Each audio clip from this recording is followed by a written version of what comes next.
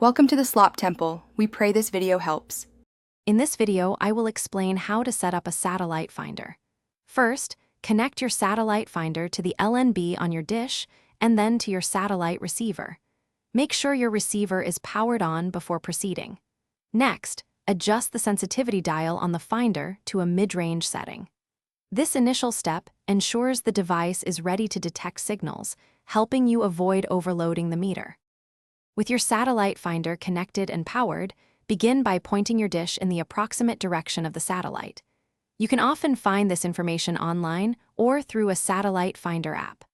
Now, slowly sweep the dish horizontally, then vertically in small increments. Pay close attention to the satellite finder's meter and listen for an audible tone, which will increase in pitch as the signal strengthens.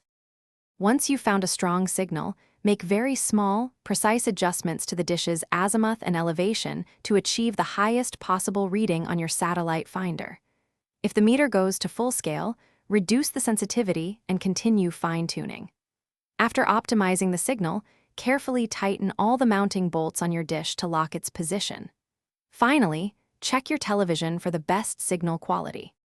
Once your signal is locked in and stable, carefully disconnect the satellite finder from your setup. Double-check your television to confirm that all your desired channels are coming in clearly and without interruption. Enjoy your newly aligned satellite dish and the wide array of programming it provides. Remember to check the description below for the link to the Echo Dot smart speaker and other great deals. We hope this guide helps you achieve perfect satellite reception. Thanks for watching. Consider subscribing if we helped you.